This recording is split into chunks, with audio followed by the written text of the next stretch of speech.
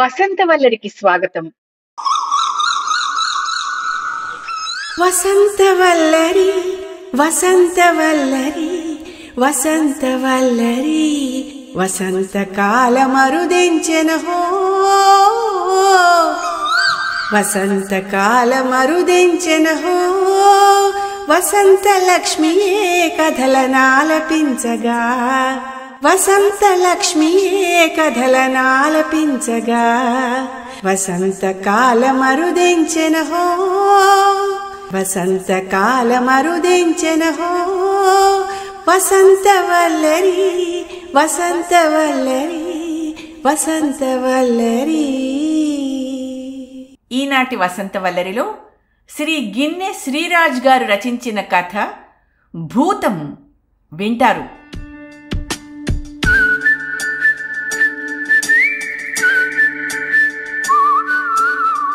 అస్తవ్యస్తమైన మంటల నడుమ ఆ ఆకారం భయంకరంగా ఉంది. వికటాట్టహాసం చేస్తూ పెద్ద అంగలు వేస్తూ మీది మీదికొస్తోంది. ప్రతి కదలికలోనూ గగుర్పాటు కలుగుతోంది. నింగి అంచులు తాకగల ఆ మంటలు క్షణక్షణానికి దగ్గరవుతున్నాయి. శరీరం దహించుకుపోతోంది. గుండెలవిసిపోతున్నాయి. ఆ భూతం తనను నిర్దాక్షిణ్యంగా మంటల్లోకి లాక్కుంటే తను కాలిపోతుంది, బూడిదైపోతుంది. శారద కెవ్వున అరిచింది. నారింజ రంగు లైటు గదంతా పరుచుకుంది. అంతా నిశ్శబ్దంగా ఉంది. శారద కళ్ళు నులుముకుని లేచి కూర్చుంది. ఆ ఆకారం లేదు. తనను భయపెట్టిన కల చెదిరిపోయింది. మేఘంలో భూతం దాక్కోవడానికి రివ్వున ఎగిరిపోయింది. ఆమె గుండెలు వేగంగా కొట్టుకుంటున్నాయి. ధైర్యాన్ని కూడదీసుకుని పక్కకు తిరిగి చూసింది. 3 ఏళ్ల కృష్ణుడు ఒత్తిగిలి నిద్రపోతున్నాడు. ఆ ముఖంలో ఎలాంటి భయమూ లేదు. భయం లేదు అన్నట్టు గట్టిగా తల్లిని పట్టుకున్నాడు. పక్క మీద ప్రసాద్ కనిపించలేదు. సగం చదివి విడిచిన పుస్తకం తలగడ మీద ఉంది. కాల్చి పారేసిన సిగరెట్లు నేల మీద చిందరవందరగా పడున్నాయి. ఏ విషయం గురించైనా తీవ్రంగా ఆలోచిస్తే తప్ప అతను అన్ని సిగరెట్లు కాల్చడు. ఎందుకో తనకు తెలియదు, కానీ ప్రసాద్ చాలా రోజుల నుంచి బాధపడుతున్నాడు. రాత్రి పగలు ఆలోచిస్తున్నాడు. తనకు అందకుండా దూరం అయిపోతున్నాడు. ఒక్కోసారి చాలా చిత్రంగా ప్రవర్తిస్తున్నాడు. 5 ఏళ్ల సంసార జీవితంలో వాళ్ళిద్దరి మధ్య ఎలాంటి కలతలు లేవు. చాలా సాఫీగా రోజులు గడిచిపోతున్నాయి. ఇద్దరూ ఉద్యోగస్తులే. ఒకరినొకరు గౌరవించుకున్నారు, ప్రేమించుకున్నారు, ఆరాధించుకున్నారు. జీవితంలో అనుకోని మలుపులో బండి చక్రాల్లో ఒకటి బురదలో కూరుకుపోయింది. ఊహించని సంఘటన ప్రసాద్ జీవితంలో తమాషాగా జరిగిపోయింది. ఊళ్ళో ఉన్న ఒకానొక పెద్ద మనిషి చిన్న ఉపకారం చెయ్యమని ప్రసాద్ని అడిగాడు. పెద్ద మొత్తం ముట్టజెప్పడానికి బేరం కుదుర్చుకోబోయాడు. కానీ ప్రసాద్ దొంగ పర్మిట్ ఇవ్వనన్నాడు. దొంగ సొమ్ము తనకు వద్దన్నాడు. పై అధికారులతో ఖరాఖండిగా చెప్పి పెద్ద మనిషి మనసు నొప్పించాడు. పర్మిట్ల కంటే ముఖ్యమైనది తన పరువు పోయిందని అతను హైదరాబాద్ వెళ్ళి నిమిషాల్లో ప్రసాద్ని ఉద్యోగం నుంచి తీయించేశాడు. డబ్బుంటే మనిషి ఏమైనా చేయగలడనే నిజం అప్పుడు కానీ ప్రసాద్కి తెలియలేదు. విషయం తెలుసుకుని శారద బాధపడింది. ఈ రోజుల్లో మనిషి ఉన్నతంగా ఆదర్శంగా బతకడం కష్టమే. మరి న్యాయంగా ప్రవర్తిస్తే అందరిలో నేరస్థుడుగా మిగిలిపోవలసిందే. డబ్బుకున్న విలువ మనిషికి లేదు, మంచికి లేదు. తన ఉద్యోగం పోయినా ఆమె బాధపడేది కాదు. ముందు ముందు తన సంపాదనతో ఇల్లు గడుస్తుందని అతను చిన్నబుచ్చుకుంటాడేమోనని బాధపడింది. అతనిలో అలాంటి వృత్తాలు ఏర్పడకూడదని కోరుకుంది. బాధపడకండి, మీరెలాంటి తప్పు చేయలేదు. మరోచోట మీకు తప్పకుండా ఉద్యోగం దొరుకుతుంది. అనునయంగా మాట్లాడి అతన్ని ఓదార్చడానికి ఆమె ప్రయత్నించింది. నిజానికి ప్రసాద్ బాధపడలేదు. ఆప్యాయంగా ఆమె చేతుల్ని తన చేతుల్లోకి తీసుకున్నాడు. శారద, నేను బాధపడను. మనిద్దరిలో ఎవరు సంపాదించినా నాకెలాంటి భేదమూ లేదు. నువ్వు సంపాదించినా నేను సంపాదించినా మన జీవితాలు సాఫీగా సాగిపోతే చాలు. ప్రసాద్ మామూలుగానే అన్నాడు. ఆ మాటలకి శారద పొంగిపోయింది. 6 నెలలు గడిచిపోయాయి. ప్రసాద్ ఉద్యోగం పోయిందని గాని, ఏ పని లేకుండా ఇంట్లో కూర్చునుంటున్నాడని గాని ఆమె మనస్సులో కూడా అనుకోలేదు. కానీ అతనిలో ఏదో మార్పు వచ్చింది. ఆ మార్పు అతన్ని తన నుండి దూరం చేస్తోంది. ఏదో నైరాస్య భావం అతనిలో చోటు చేసుకుని తనకి చోటు లేకుండా చేస్తోంది. ప్రతి క్షణం అతను ఆలోచిస్తున్నట్టు, అవమానపడుతున్నట్టు కనిపిస్తున్నాడు. కేవలం ఉద్యోగం లేదని అతను ఆలోచిస్తున్నాడని గాని, అవమానపడుతున్నాడని గాని తాను ఊహించలేదు. అతని బాధకి మరో కారణం ఉండి ఉండాలి. అతని ఆంతర్యాన్ని తను తెలుసుకోలేకపోతోంది. అంతే. ఈ జీవితాలెప్పుడూ ఒకేలా ముందుకి ఎందుకు సాగవో అనుకుంది శారద. అప్రయత్నంగా ఆమె కళ్ళు చెమ్మగిల్లాయి.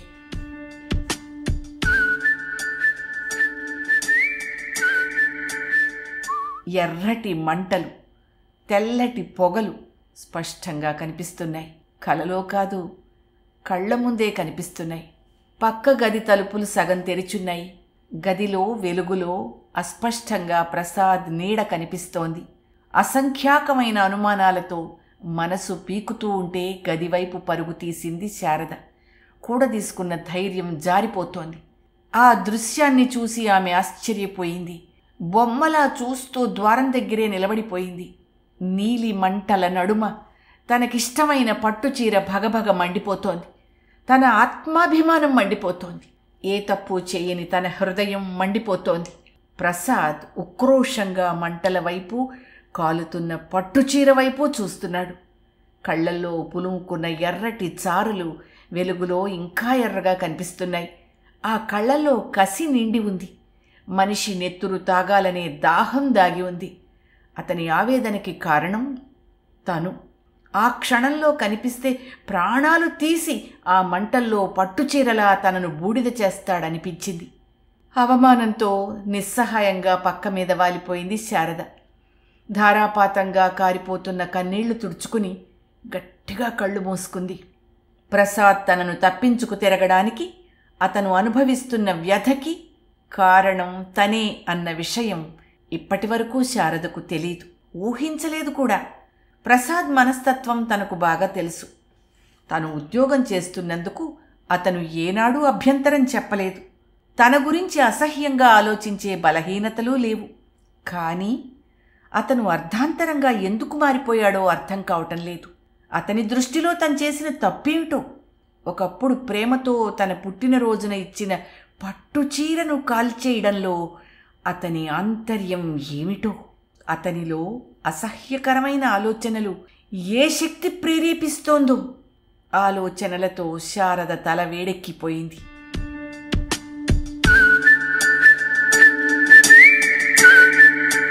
బాగా పొద్దెక్కింది.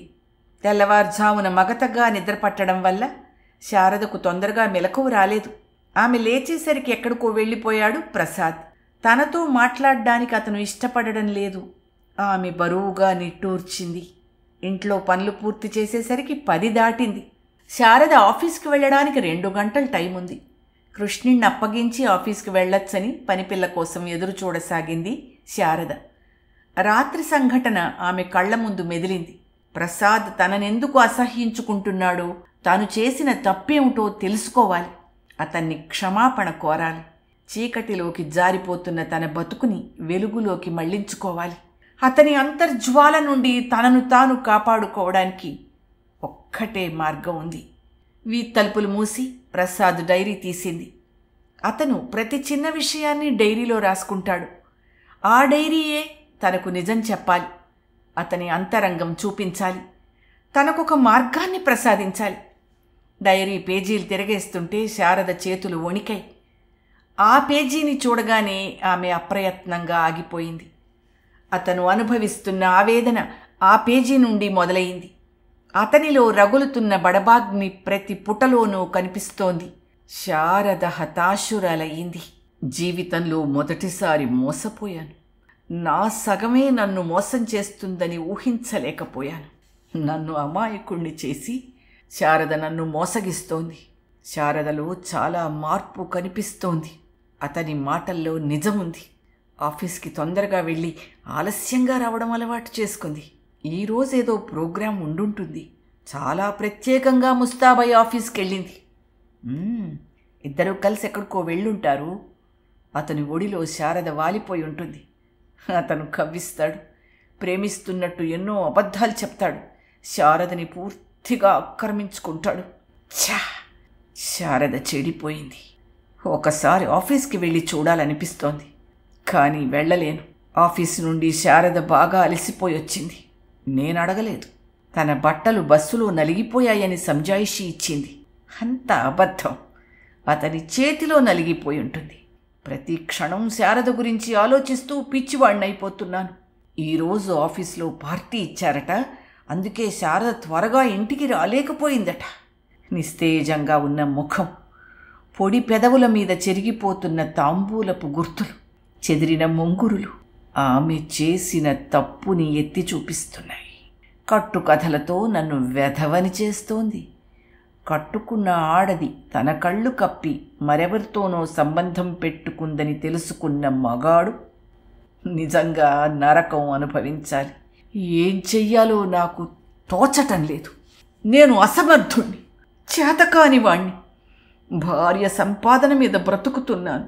పరాయివాడి మోజులో కొట్టుకుపోతున్న ఆడదానికి మొగుడు కనిపించడేమో. శారద ఇక చదవలేకపోయింది. డైరీ మూసి భోరున ఏడ్చింది. తన మనసులో శాశ్వతంగా చోటు చేసుకున్న ప్రసాద్ తన నుండి ఎందుకు దూరం అవుతున్నాడో తెలిసింది. తను ఏ పాపమూ ఎరుగదు. పొరపాటును కూడా తను ప్రసాద్ స్థానంలో ఎవరినీ ఊహించుకోలేదు. 10 మందితో పనిచేసే తను అందరితోనూ చనువుగా ఉంటుంది, సరదాగా మాట్లాడుతుంది. కానీ ప్రసాద్ని మర్చిపోయే స్నేహం ఎవరితోనూ చేయలేదు. టెలిఫోన్ ఎక్స్చేంజ్లో తనతో ఎవరూ అసభ్యంగా ప్రవర్తించలేదు. ఎవరితోనూ ఎలాంటి సంబంధమూ లేదు. అతన్ని మోసం చేయాలనే ఆలోచన తనకు లేనే లేదు. ప్రసాద్కి ఆ ఆలోచన ఎందుకొచ్చిందో ఆలోచించలేకపోయింది. అతను అనుమానిస్తున్న అతను ఎవరూ అంతుపట్టలేదు. లేనిపోని అనుమానాలతో అతను చిత్రంగా ప్రవర్తిస్తున్నాడు.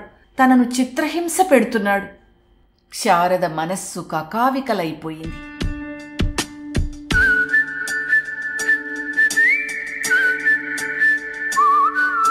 పీటీఐ బోర్డు దగ్గర పరధ్యానంగా కూర్చుంది శారద. డ్యూటీకి వచ్చి 3 గంటలైనా పట్టుమని 10 కాల్స్ కూడా తీసుకోలేకపోయింది. గ్లోయింగ్ ల్యాంప్ అదే పనిగా వెలుగుతోంది. బోర్డు మీద ఎర్ర కాగితాలు రెపరెపలాడుతున్నాయి. శారద దగ్గరకు మానిటర్ పరిగెత్తుకొచ్చింది.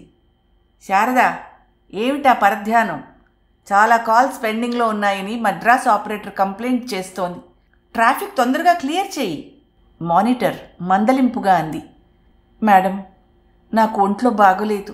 మరో ఆపరేటర్ని పిలిచి నాకు సెలవిప్పించండి.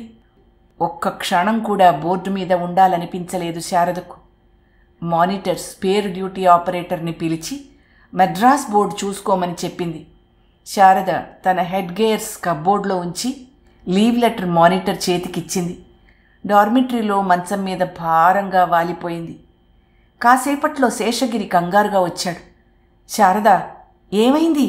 ఒంట్లో బాలేదా? బాగానే ఉంది బాబూ. లేచి కూర్చుంది శారద.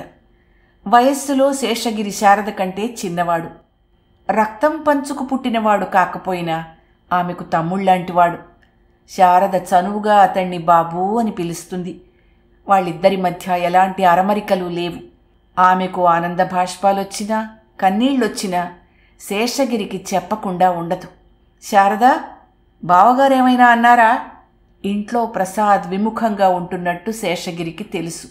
బాబూ, ఇవాళ నీ డ్యూటీ ఏమిటి? శేషగిరికి రాత్రి జరిగిన సంఘటన చెప్పి బావురుమని ఏడవాలనిపించింది శారదకి. అతను తీరిగ్గా ఉంటే తన మనసు తేలిక చేసుకోవాలనిపిస్తోంది. మరో గంటలో అయిపోతుంది, నువ్వు రెస్ట్ తీసుకో. డ్యూటీ అయిపోగానే వస్తాను, తీరిగ్గా మాట్లాడుకుందాం. ఆమె మానసికంగా బాధపడుతోందని శేషగిరి గ్రహించాడు. డ్యూటీ పూర్తి చేసుకుని వచ్చాడు. ఆ సమయంలో డార్మిటరీలో ఎవరూ ఉండరు. ప్యూన్ చేత కాఫీ తెప్పించుకుని ఇద్దరూ తాగారు. బాబూ, నీకు తెలుసా, నేను చెడిపోయాను. మీ బావగారిని మోసం చేస్తున్నాను. ఎటో చూస్తూ నిర్లిప్తంగా అంది శారద. ఆమె మాటలకి శేషగిరి ఆశ్చర్యపోయాడు. ఇంట్లో వాళ్ళిద్దరి మధ్య నడుస్తున్న కథ మలుపు తిరిగిందని పసిగట్టాడు. ఆమె అంతరంగ కథనం తెలుసుకోవాలని ఆతృత హెచ్చింది. ఏం జరిగిందో చెప్పు శారద. విషయం అర్థం కాక శేషగిరి అడిగాడు. శారద రాత్రి జరిగిన సంఘటన, ఉదయం తాను ప్రసాద్ డైరీలో చదివిన విషయాలు అన్నీ శేషగిరికి చెప్పింది. అతనికి నా మీద నమ్మకం పోయింది. పగ, ద్వేషము పెంచుకుంటున్నారు. అతని నీడే భూతంలా మారి నన్ను భయపెడుతోంది. ఏ తప్పు చేయని నన్ను ఏదో రోజున పట్టుచీరలా బూడిద చేస్తారు కూడా. శారద ముఖం దోసిట్లో దాచుకుని వెక్కి వెక్కి ఏడ్చింది. శేషగిరికి తెలిసినంతవరకు ఆమె జీవితంలో జడివానలు, వడగాల్పులు లేనేలేవు. శేషగిరి ఆమె కళ్ళు తుడిచి ధైర్యం చెప్పడానికి ప్రయత్నించాడు. ఊరుకో శారద, ఆడదంటే మగవాడికి అలుసు. ఇష్టం ఉన్నంతకాలం పుత్తడు బొమ్మలా చూసుకుంటాడు, పూజిస్తాడు. అతనిలో అసమర్థత ఏర్పడితే ఏవో లేనిపోని ఆలోచనలు చేసి అనుమానాలు పెంచుకుంటాడు. అతన్ని ఆరాధించే వ్యక్తినే అసహ్యంగా చూస్తాడు. ఇదంతా మామూలే. బావగారు పని పాట లేకుండా ఇంట్లో ఒంటరిగా ఉంటున్నారు కదా, నువ్వేదో చెడ్డ పని చేస్తున్నట్టు పిచ్చి పిచ్చిగా ఆలోచిస్తున్నారేమో. లేకపోతే నిప్పులాంటి నిన్ను అనుమానించడం దేనికి?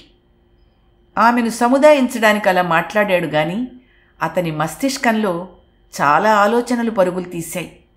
శారద ప్రవర్తన ఎటువంటిదో శేషగిరికి బాగా తెలుసు. ఆమెతో చనువుగా ఉండవచ్చేమో గాని హద్దు మీరితే మాత్రం ఎవరైనా సరే బుద్ధి చెప్తుంది.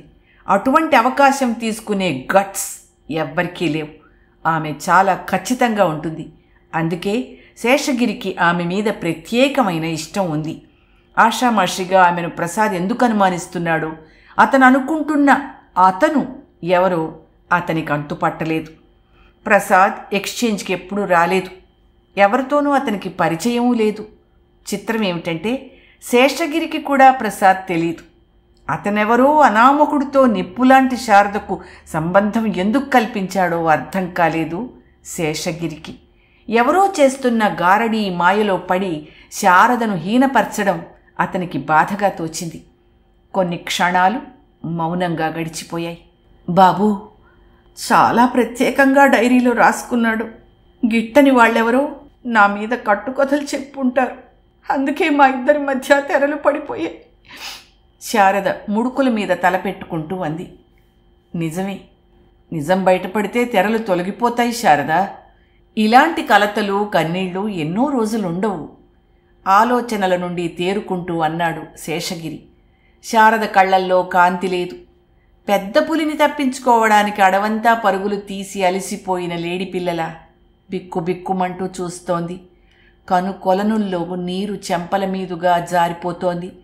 ఆ స్థితిలో ఆమెను ఇంటికి పంపించకూడదనిపించింది శేషగిరికి. శారద, 4 రోజులు మా ఇంట్లో ఉండకూడదు? నీకు కొంత రిలీఫ్ దొరుకుతుంది ఆశగా అడిగాడు. అతనికి ఒక్క తల్లి తప్ప మరెవరూ లేరు. క్షమించు బాబు, నేను రాలేను. మనసులో బాధ దాచుకోవడం నాకు ఇష్టం లేదు. చీకట్లు ముసురుకోకముందే నా సంసారాన్ని చక్కదిద్దుకోవాలి.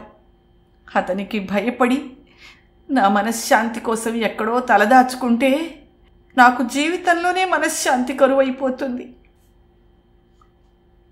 బ్రతుకైనా చావైనా భర్త చేతుల్లోనే శారద కోరుకుంటోంది. ఆమె స్తబ్దుగా కూర్చోవడం శేషగిరి ఇష్టపడలేదు. చాలా కబుర్లు చెప్పాడు, సలహాలిచ్చాడు, ధైర్యంగా ఉండమన్నాడు, నవ్వించడానికి ఎన్నో జోకులు వేశాడు. తన డ్యూటీ టైం అయ్యే వరకు శారద ఆఫీస్ డార్మిటరీలోనే ఉండిపోయింది. చీకటి పడింది. దీపాలు వెలిగాయి. శారద ఇంటికి బయలుదేరింది. తోడుగా ఇంటి వరకు వస్తానని ఆమెతో శేషగిరి కూడా వెళ్ళాడు. వీధి చివర్లో శారదను విడిచిపెట్టి తిరిగి వెళ్ళిపోయాడు. మరో సమయంలో అయితే అతన్ని ఇంటికి పిలిచి ప్రసాద్కి పరిచయం చేసేది. కానీ పరిస్థితుల్ని ఎదిరించే శక్తి లేక మాట వరుసకైనా అతన్ని రమ్మని పిలవలేదు. ఇంట్లోకి అడుగు పెడుతున్న శారదను ప్రసాద్ నిలదీశాడు. వాడు మీ ఆఫీసులో పనిచేస్తున్నాడు కదూ? ప్రసాద్ రౌద్రమూర్తిలా ఉన్నాడు. నీలి నీడలు అతని ముఖం మీద పడి వింతగా కనిపిస్తున్నాయి. అతని అంతరంగ తరంగాల ఘోష ప్రస్ఫుటంగా వినిపిస్తోంది. ప్రసాద్ తనతో వచ్చిన శేషగిరిని చూశాడేమో గాని అతని గురించి ప్రత్యేకంగా ఎందుకు అడుగుతున్నాడో ఆలోచించడానికి ప్రయత్నించింది శారద. మళ్ళీ ప్రసాద్ అదే ప్రశ్న వేశాడు. అవునండి, నాకు తోడుగా వచ్చాడు. మెల్లిగా జవాబిచ్చింది శారద. నా నీడలో నీకు విసుగు పుట్టి వాడి తోడు కోరుతున్నావు. వాడి తోడు లేకపోతే నువ్వు బతకలేవు, అవునా? వాడంటే నీకు చచ్చేంత మోజు. వాడు క్షణం కనిపించకపోతే నువ్వు ఉండలేవు. వాడు కట్టుకోమన్న చీర కట్టుకుంటావు, వాడు పిలిచిన చోటుకి కాదనకుండా వెళ్ళగలవు, వాడడిగితే నన్ను విడిచిపెట్టి వాడితో లేచిపోనుగలవు. వాడితో కొత్తగా కాపురం చేయడానికి సిద్ధంగా ఉన్నావు నువ్వు. ప్రసాద్ పిచ్చి ఆవేశంతో ఊగిపోతున్నాడు. ప్రసాద్ అనుమానిస్తున్న అతను శేషగిరి అని తెలుసుకొని శారద తెల్లబోయింది. వెన్నెల లాంటి తెల్లని స్నేహంలో ఎవరో నల్లని సెగలు పుట్టించారు. జీవితంలో జ్ఞాపకాల పుట్టల్లో దాచుకునే పరిచయాలకి పేలవంగా రంగులు పూసి అక్రమ సంబంధం జతచేశారు. ఆడదాని బ్రతుకులో నిప్పులు రువ్వి నవ్వుకుని ఆనందించే మనుషులున్నంతకాలం అరిటాకు మీద ముళ్ళు సామెత మారదు. మరి ఈ వ్యవస్థలో స్త్రీకి విలువ పెరగదు. అబద్ధం, అబద్ధం! మీరు పొరపడుతున్నారండి. శేషగిరికి నాకు అలాంటి నీచమైన సంబంధం లేదు. పిచ్చిగా బిగ్గరగా అరిచింది శారద. నువ్వు గట్టిగా అరిచినంత మాత్రాన అది అబద్ధం కాదు, పచ్చి నిజం. ఆ నిజం తెలుసుకున్నప్పటి నుంచి నేను మానసికంగా బాధపడుతున్నాను. ఆఫీస్లో మీ ఇద్దరి ప్రేమాయణాన్ని ఊహించి ఊహించి జీవచ్ఛవనైపోయాను. నా మాట నమ్మండి, శేషగిరి నాకు తమ్ముడు లాంటి వాడు కాదు, తమ్ముడే. నీచంగా ప్రవర్తించే నీలాంటి వాళ్ళు పవిత్రమైన ఆ బంధాన్ని రక్షణకు వాడుకుంటారు. నాలాంటి వాళ్ళ నోళ్లు మూయించాలని ప్రయత్నిస్తారు. కృష్ణుడి మీద ప్రమాణం చేసి చెప్తున్నానండి, మీరు అనుకున్నట్టు అలాంటి నీచమైన ఆలోచనలు మా ఇద్దరి మధ్య లేవు. నార్మోయ్! దేవుళ్లాంటి పసివాణ్ణి నీ స్వార్థానికి బలిపెట్టకు. ఆ రోజు థియేటర్లో నా ముందు సీట్లో కూర్చున్న ఇదే శేషగిరి మీ ఇద్దరూ సాగిస్తున్న ప్రేమ వ్యవహారాన్ని తన పక్కనున్న వాడికి ఓ కథలా వినిపించాడు. నిన్నెంత గొప్పగా సాధించాడో అంత గొప్పగా చెప్తుంటే విన్నాను. కథానాయకుడిలా నీ అందచందాల గురించి, నువ్వు అందిస్తున్న సరదాలు మోజుల గురించి ముచ్చటగా సాహసంగా మాట్లాడుతుంటే వెధవగా విని ఊరుకున్నాను. ఏం చేయగలను? అసమర్థుణ్ణి కదా. ఉద్యోగం లేకుండా నీ మోచేతి నీళ్లు తాగుతున్న నన్ను ప్రేమించలేకపోతున్నావని ఆ రోజే నాకు అర్థమైంది. తన గుండెల్ని పిండి చేస్తున్న ఆ నిజాన్ని వెళ్ళగక్కాడు ప్రసాద్. ఆ మాటలు శారద వినలేకపోయి మ్రాన్పడిపోయింది. ఏమండి, శేషగిరి నా గురించి అలా అసహ్యంగా మాట్లాడా? నిజం? ఆమె గొంతు జీరిపోయింది, కళ్ళు చెమ్మగిల్లాయి. అసహ్యంగా కాదు, అందంగా మాట్లాడాడు. నీ గుట్టు బయటపడిందని ఆలోచిస్తున్నావా? బహుశా నేను నీ మొగుణ్ణని తెలిస్తే అలా మాట్లాడేవాడు కాదేమో. నేను మోసపోయాను. అతను మరోవైపుకి మొహం తిప్పుకుని బాధగా మూలిగాడు. కాదండి, మోసపోయింది నేను. మల్లెపూలే చూశాను కానీ పొదలలో నాగులుంటాయని ఊహించలేదు. శేషగిరిని నా తమ్ముళ్ళ అభిమానిస్తున్నాను, కానీ అతని దృష్టిలో నాకున్న విలువ. ప్రసాద్ ఆమెను పూర్తిగా చెప్పనివ్వలేదు. నీ అందమైన అబద్ధాలతో నన్ను అమాయకుణ్ణి చేయలేవు. నీ కన్నీటి ముత్యాలు చూపించి నన్ను మోసం చేయలేవు. మోసపోయిన నన్ను మరోసారి మోసం చేయకు శారద. అక్కడి నుంచి ప్రసాద్ నిర్లక్ష్యంగా కదిలిపోయాడు. శారద మూగబోయింది. కొన్ని ప్రశ్నలకి ఆమెకు సమాధానాలు దొరకలేదు. శేషగిరి తనను ప్రేమిస్తున్నట్టు అందరితో చెప్పుకుని ఆత్మవంచన ఎందుకు చేసుకుంటున్నట్టు? తన తోడబుట్టిన వాళ్ళ వ్యవహరిస్తూ చాటుగా తన మీద కథలు అల్లడంలో ఎటువంటి ఉద్దేశ్యం దాగి ఉందో? అతని ద్వంద్వ ప్రవృత్తి తన జీవితాన్ని ఏ చీకటి కోణాల్లోకి తీసుకుపోతుందో? మర్నాడు కూడా శారద ఆఫీస్కి సెలవు పెట్టింది. శేషగిరిని కూడా సెలవు పెట్టి తనతో రమ్మని అడిగింది. కాదనకుండా అతను సెలవు పెట్టాడు. బాబు, నా మనసంతా చికాగ్గా ఉంది. నీతో కొన్ని విషయాలు మాట్లాడాలి. ఏదైనా హోటల్కి నన్ను తీసుకెళ్ళవా? ఆఫీస్ అవతలికి వెళ్ళిన తర్వాత అంది. ఆఫీస్కి దగ్గరలో ఉన్న ఓ రెస్టారెంట్కి ఇద్దరూ వెళ్ళారు. ఫ్యామిలీ రూమ్లో కూర్చున్నారు. బేరర్ ఆర్డర్ తీసుకుని వెళ్ళిపోయాడు. కొన్ని క్షణాలు వృధాగా గడిచిపోయాయి. శారద కంటికి శేషగిరి వింతగా వెలితిగా కనిపిస్తున్నాడు. మట్టి బొమ్మకి మంచి రంగు పూసి చక్కగా రూపొందిద్దినట్టు కనిపిస్తున్నాడు. రంగులు వెలిసిపోయి మట్టి ముద్ద కరిగిపోతే ఆకృతి మారిపోతుంది. నాణానికి రెండో వైపు ఉన్నట్టు శేషగిరిలో మరో ప్రవృత్తి ఉందో లేదో తెలుసుకోవాలి. శేషగిరి నెమ్మదిగా పిలిచింది శారద. ఆశ్చర్యపోయాడు. వాళ్ళిద్దరి మధ్య పరిచయం ఏర్పడ్డ తర్వాత శారద అతన్ని అలా ఎన్నడూ పిలవలేదు. ఆ పిలుపులో కన్నతల్లి తీయటి మాటల్లోని మార్దవం లేదు. మనస్సులో వికారాలు పుట్టించే కలుషితమూ లేదు. శేషగిరి వింతగా ఆమె కళ్ళలోకి చూశాడు. ఆమె చూపులు మరల్చుకోలేదు. శేషగిరి, నేను మాట్లాడుతాను, సమాధానం ఇస్తావా? శారద టేబుల్ మీద వేళ్లతో గిరులు గీస్తూ అంది. అడుగు శారద. తడబడ్డాడు అతను. అంతరాంతరాల్లో విద్యుత్తు ప్రవహిస్తోంది. నా మీద నీకెలాంటి అభిప్రాయం ఉంది? అనుమానంగా ఆమె ముఖంలోకి చూశాడు. అదేమిటి శారదా, ఎప్పుడూ అడగని అభిప్రాయం ఈరోజెందుకు అవసరమైంది? చాలా అవసరం ఉంది శేషగిరి. నా జీవితానికి నీ అభిప్రాయంతో అవసరం ఉంది. ప్రతి క్షణం నేను నరకం అనుభవిస్తున్నాను. అతనితో నేనిక కలిసి ఉండలేను. అతనికి దూరంగా పారిపోవాలి. నన్ను నేను రక్షించుకోవాలి. మరొకరి రక్షణ కావాలి. ఆవేశంగా మాట్లాడింది శారద. బేరర్ టిఫిన్లు టేబుల్ మీద ఉంచి వెళ్ళిపోయాడు. ఆమె ముఖంలో భావాలు కలగాపులగంగా ఉన్నాయి. అతన్ని తికమక పెట్టాయి. మౌనంగా ఉండిపోయాడు. శేషగిరి, నా మీద నీకెలాంటి అభిప్రాయమూ లేదా? మళ్ళీ అడిగింది. ఉంది శారద.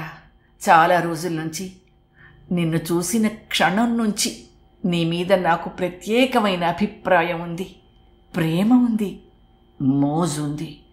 పెళ్ళయిందని తెలిసినా నీతో సంబంధం పెట్టుకోవాలనే కోరిక ఉంది. అందుకే నీతో స్నేహం చేశాను. కానీ అవకాశం ఇవ్వకుండా వరుసలు కలిపి నువ్వు నన్ను బాధ పెట్టావు.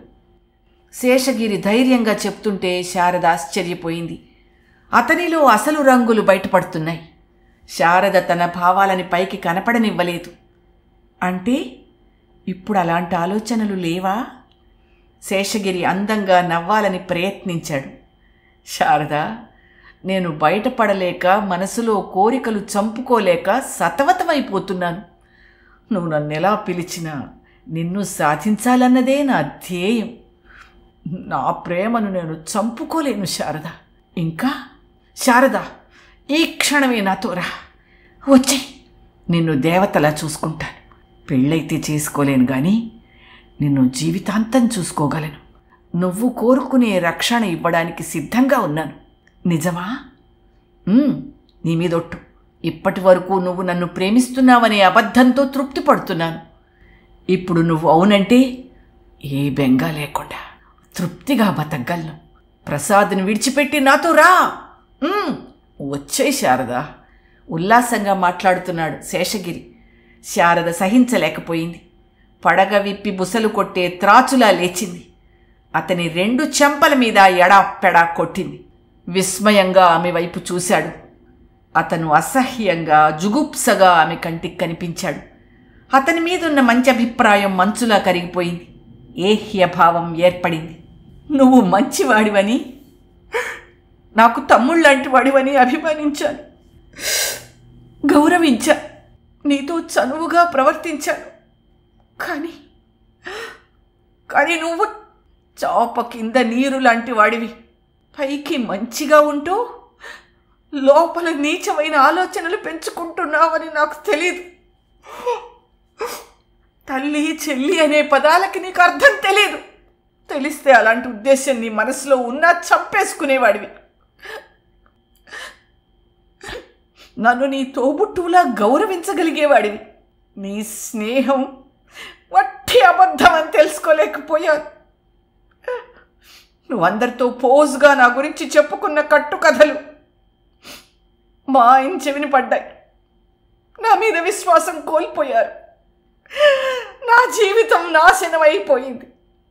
కళ్ళ వెంబడి నీళ్లు బొటబొటా కారిపోయాయి. శేషగిరి అవమానంతో, సిగ్గుతో తల వంచుకున్నాడు. శారద విసురుగా వెళ్ళిపోయింది. అటువంటి ఆలోచనలు శేషగిరిలో ఉంటాయని కల్లో కూడా అనుకోలేదు శారద.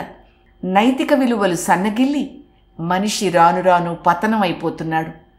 ఆడది చూపించే ఆప్యాయతను మరో సంబంధానికి సమన్వయించుకుని అందరితో గొప్పలు పోవడం కొందరికి సరదా. కానీ ఆ సరదాకి ఆమె సర్వనాశనం అవుతుందనే విచక్షణ ఉండదు. తన ఇల్లాలికి పరాయివాడితో అక్రమ సంబంధం ఉందని తెలిస్తే ఏ మగవాడు సహించడు. మనిషిలో అనుమానం రాకూడదు. వస్తే అది అంతై ఎంతై భూతంలా చోటు చేసుకుంటుంది. రంగుటద్దాల్లో దాగిన ఆ మనసుకి నిజం తెలియదు, అబద్ధమే కనిపిస్తుంది. ఆ మనిషిని పుట్టించిన దేవుడే దిగివచ్చి చెప్పినా అతనిలో అనుమానం నివృత్తి కాదు. పెనుగాలికి పిచ్చిగా ఊగిపోతున్న పెద్ద చెట్టులా ఉంది శారద పరిస్థితి. తాను తప్పు చేయలేదు, నిజం దేవుడికి తెలుసు. ఆ దేవుడే ప్రసాద్కి నిజం తెలుసుకునే శక్తిని ప్రసాదించాలి. అతనిలో అనుమానం తెరలు తొలగిపోయి తనకి చోటు దొరకాలి. తన జీవితంలో మళ్ళీ కొత్త వెలుగులు రావాలి.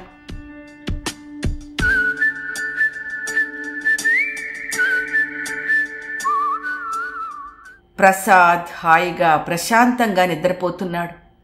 అతన్ని చూడగానే శారద మనస్సు తరుక్కుపోయింది.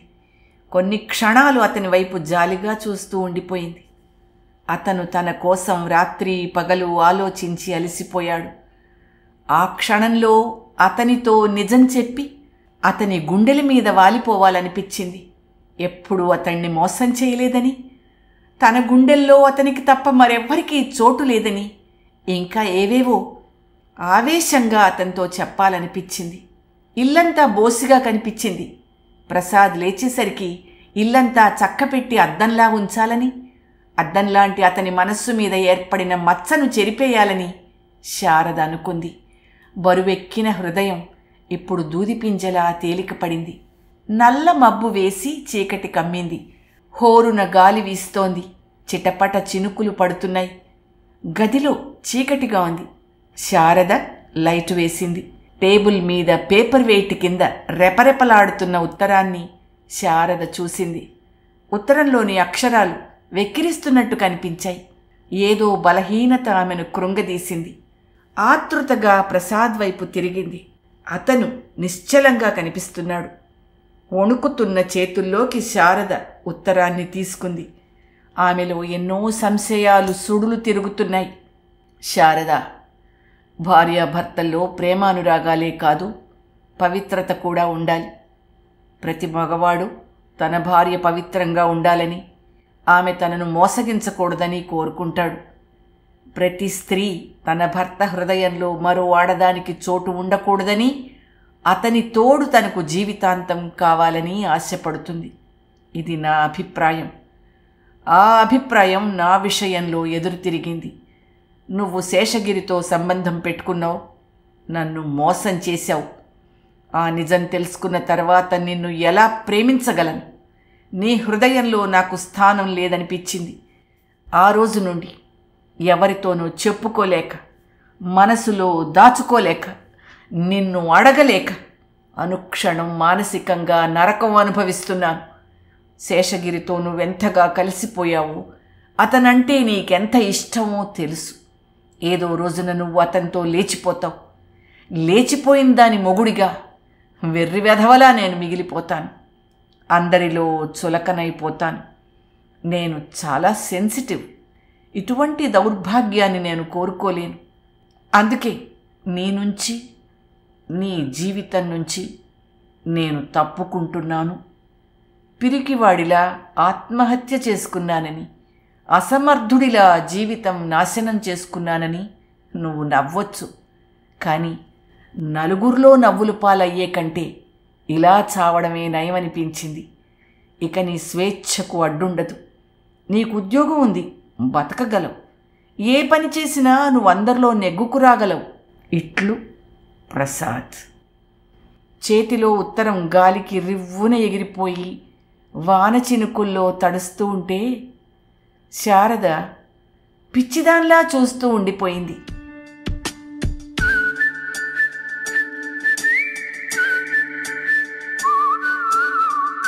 వసంతవల్లరిలో శ్రీ గిన్నె శ్రీరాజు గారు రచించిన కథ భూతం విన్నారు. ఈ కథ 1975 సెప్టెంబర్ 3 నాటి ఆంధ్రప్రభ సచిత్ర వారపత్రికలో ప్రచురితమైంది. వసంతవల్లరిలో ఇవాల్టి కార్యక్రమం మీకు నచ్చిందని ఆశిస్తున్నాను. అందుకే లైక్ చేసి మీ మిత్రులకు బంధువులకు లింక్ను షేర్ చేసి మీ అమూల్యమైన అభిప్రాయాన్ని నాకు కామెంట్ బాక్స్లో తెలియచేయమని, వసంతవల్లరికి సబ్స్క్రైబ్ చేయమని విన్నవించుకుంటూ మీ వసంతలక్ష్మి అయ్యగారికి సెలవు మరి. Thank you.